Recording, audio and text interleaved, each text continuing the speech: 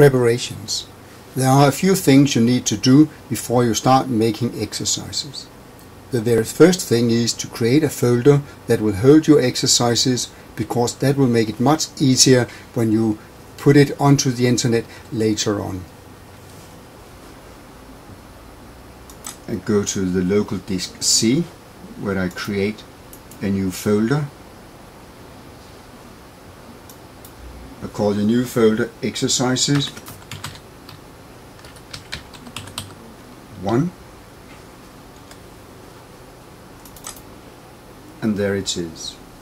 Should I want to use graphics in my exercises, then it is a good idea to copy the graphics to this area as well, because that will make it easier to make sure that all the files are there when I send them to the internet.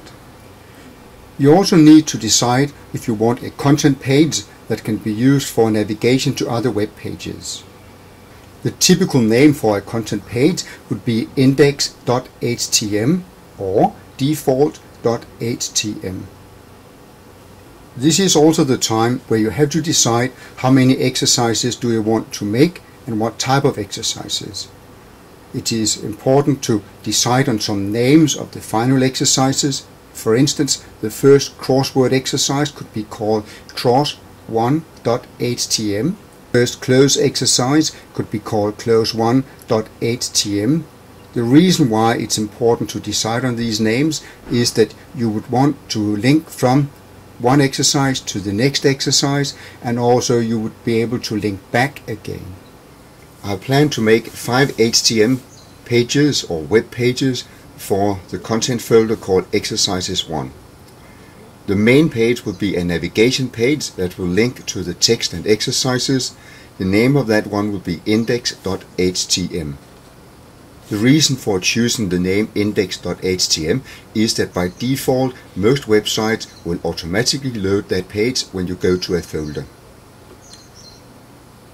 The main content page with the information that will be used for exercises will be a text and video page that I have named index_en.htm.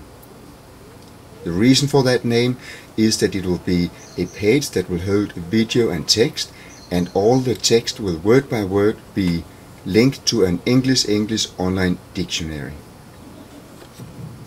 The content page will then link to a crossword exercise, and that will be named cross1.htm.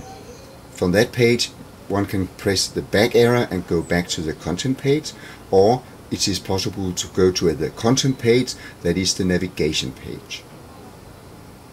When the crossword has been filled in, a student will press on the next button, and that will take the student to the close exercise named close1, which again links back to the navigation page and also to the crossword page. The close exercise will then link on to the match exercise called match1.htm. Again, that page can link to the navigation page like all other pages. The final page will be a mixed sentence exercise called mix1.htm. Preparing the content. When you have found some text files that you want to use, that could be a web page or a file from a word processor, you need to clean the text for hidden extras. Hidden extras, that's information that is hidden below the words, for instance a link to another web page or information in Word like a bold letter, etc. To remove and clean that text, you need to copy the text to Notepad, and when it is needed in Hot Potatoes, you copy back from Notepad and paste it into Hot Potatoes.